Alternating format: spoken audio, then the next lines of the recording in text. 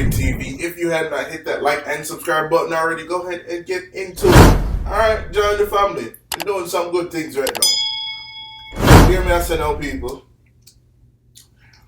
Today we are watching My Girlfriend Is Kinda Odd by the Odd Ones Out. So,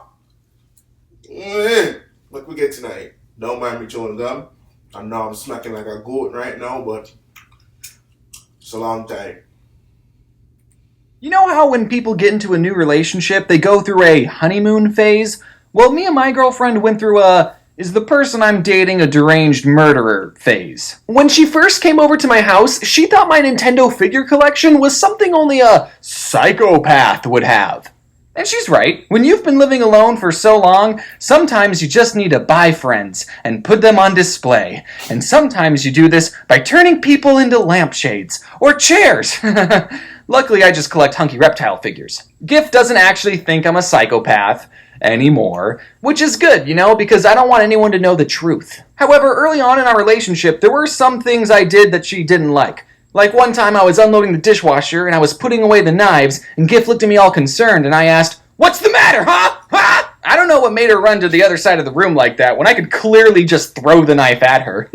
Yeah, she's kind of stupid. But she definitely got her point across that she didn't like me holding multiple knives and told me to cut it out. But I didn't know if she was a psychopath either, though, because there are definitely some things about her that made me question her sanity. Like how she owns a $2,000 animal mascot costume, but she hates sports.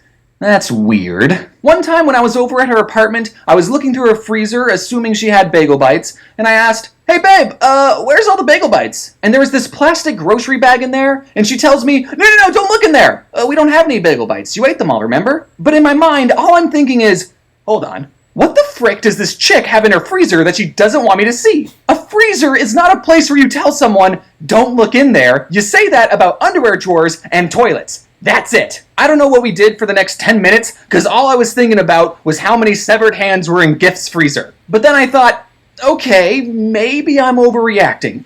I optimistically asked, "Hey, babe, are you, perhaps keeping a surprise for me in the freezer? Like a birthday cake? My birthday's not for another 5 months, but that's the only thing I could think a person would hide in a freezer that wouldn't make them a psychopath." And she said, "Nope." So what's in there? Don't worry about it. Do you not see how this looks? If the doors weren't locked, I would have been out of there. I wasn't about to lose sleep over this, so I held up the knife I had from the previous joke and said, "What's in the freezer?" And she went, "It's a dead snake." You had a dead snake next to the bagel bits! So fun fact about my Gift, she owns 8 snakes. Apparently she used to own 9. I've learned that snakes are a very low-maintenance pet. You only have to feed them once every 3 years, and if you cut them in half, they turn into 2 snakes. Yeah, so I have no clue how one of her snakes could have died. And another fun fact, snakes lack the part of the brain that feels love. They're physically incapable of showing affection. So your pet hognose would sell your soul to Snake Satan for 1 dead mouse. So she already has 8 pets that don't love her, and potentially her boyfriend too if she doesn't get rid of that freezer snake. At least my reptiles aren't dead in a freezer. I immediately start asking questions. Why do you have a dead snake in your freezer? How many other dead animals are in your freezer? What the heck's wrong with you? And she said, I wanted to get him taxidermied, but the person I wanted to have do it was busy. Also, there's dead rats in there for my snakes. Oh, that explains why the bagel bites tasted so funny. What's extremely gross is that the snake is still in there to this day. I don't know how long the snake was in there before, but it's been well over a year since that incident. It's honestly great though, because now she can never complain about the state of my refrigerator. I'll have potatoes that are sprouting more potatoes, grapes that are getting me tipsy, and if she points any of it out, I just respond with, "Oh, you think my refrigerator's disgusting? Yeah, Medusa? Uh-huh." One time she said, "My fridge smells terrible and I don't know why." Really? You can't think of a single reason? She said, "No, I said the fridge smells bad, not the freezer." I said, "I will flush your snake down the toilet and give you a swirly." And that's the sign of true love, kids. But for all I know, she could totally still have severed hands in there. After dealing with the snakesicle situation, there's some other things I've learned from being in a relationship. Apparently, there are rules and etiquettes when eating food, and my girlfriend sure does love and enforce those rules. I was taught, don't put your elbows on the table, close your mouth when you're chewing unless you want to talk to someone, and make sure you eat something green every once in a while. But according to her, there's more than that. Like, did you know that bagel bites aren't a part of a balanced diet?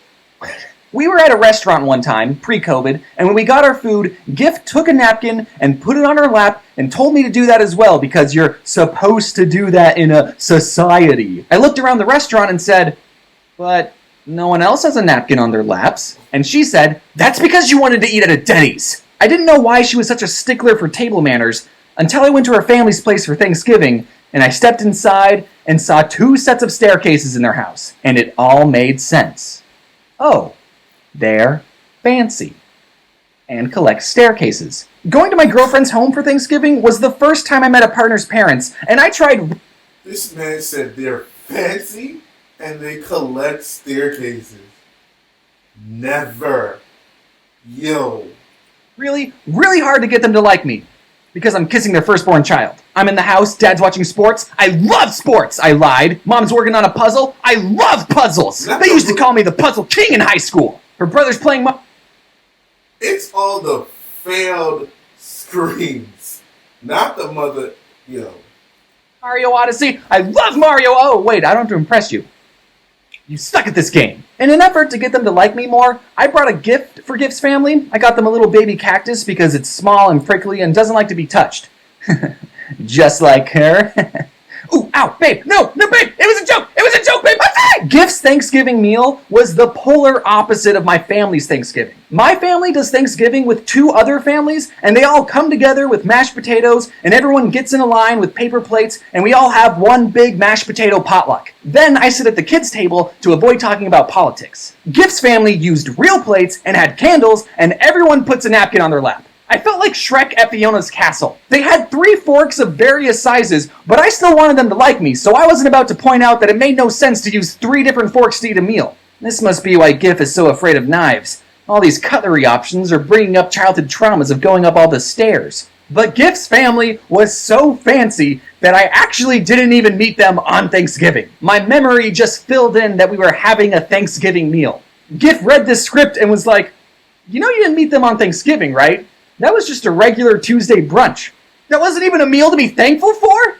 Why do we talk about politics so much? One of the big political debates we have is that Gif tells me I wear dad socks. But I don't think she understands my genius. You see, if I buy and wear the same pair of socks for the rest of my life, I'll never have to worry about matching socks ever again. So I've already picked out the socks that I'm going to be wearing at my funeral. And as we were wrapping up our non-thankful meal, I got up from the table and Gif's dad said, hey, I have those socks. So I guess she's right about some things. And her dad totally likes me now. In the end, as long as I make Gif happy, then I know her parents will like me, no matter what socks I wear. And as long as you're with someone who makes you a happier person, then they're a good partner too. Even if they refuse to throw away the dead snake they've had in their freezer for almost 3. Listen here.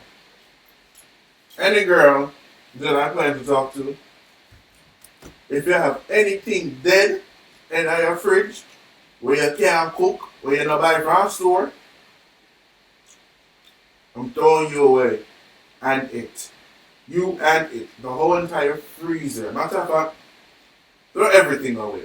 Her, the clothes that she have, the freezer, the kitchen, the washroom, dining room, living room set, all the set to them, all the furniture them. Matter of fact, throw our parents away too. Because who the hell raised this child? You. Responsible for the foolishness. In that video, see? You have couple, I'm a friend. A top scam, a grab card. What make you think we got sad?